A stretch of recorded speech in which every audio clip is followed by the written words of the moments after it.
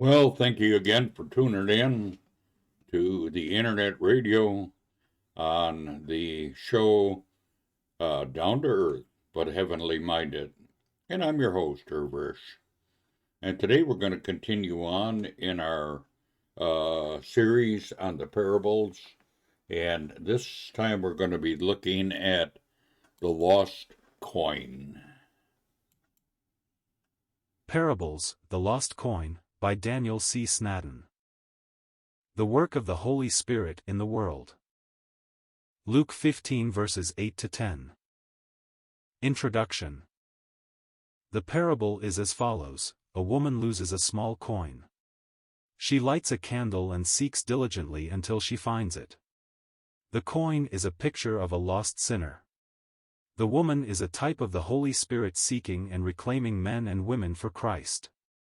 So then, the parable presents a picture of God, the Spirit, working through the church to reach the lost. In the whole parable we see the Godhead at work saving the lost.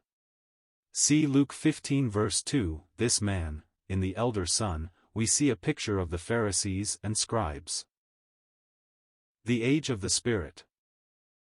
During the times of the Old Testament, God, the Father, was the central focus.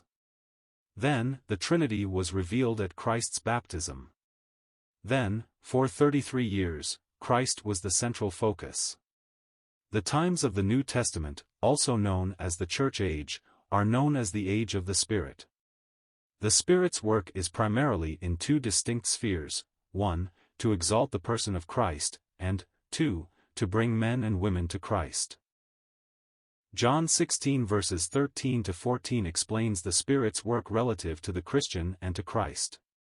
John 16 verse 8 explains his work as it relates to unbelievers: when he is come he will convict the world of sin, and of righteousness, and of judgment. There can be no conversion apart from the work and conviction of the Holy Spirit.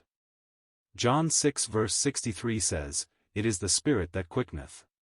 Describe his work as he convicts of sin, righteousness, and judgment, bringing men to Christ. The parable of the Great Supper/the Lost Coin. See Luke 14 verses 15 to 24. The servant in the parable is the Holy Spirit. 1. He invites graciously, "Come, for all things are now ready," see Luke 14 verse 17. 2. He brings people to Christ, see Luke 14 verse 21. 3. He compels people to come to Christ, see Luke 14 verse 23. The woman in the parable of the lost coin personifies this truth regarding perseverance, for she never gave up seeking for the lost piece of silver until she found it. Conviction.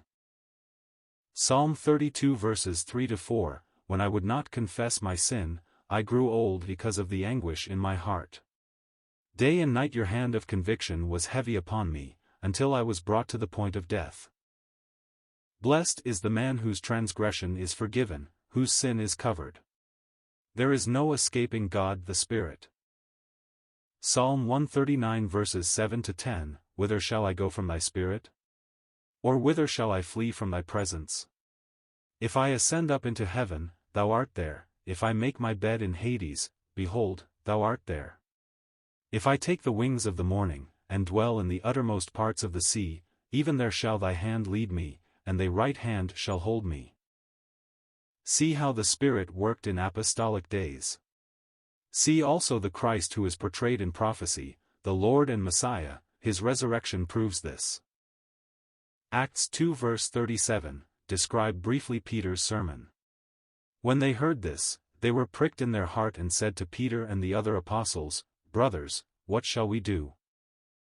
See Acts 16 and the conversion of the Philippian jailer, "What must I do to be saved?" Believe. In Acts 7 verse 51, just before laying down his life, Stephen said, "You stubborn sinners, you do always resist the Holy Spirit." Discuss resisting the Holy Spirit, a warning and a charge. The Lord, in Genesis 6 verse 3 says, "My spirit shall not always strive with man." The climax of the parable. When the shepherd found the lost sheep and the woman found the lost coin, they called their neighbors together to rejoice. When the lost son repented and returned to the father, he forgave him, clothed him, and celebrated his return by killing the fattened calf. Luke 15 verse 2 says, "This man receiveth sinners, and eateth with them." Luke 15 verse 10 says, "Likewise, I say unto you, there is joy in the presence of the angels of God over one sinner that repenteth."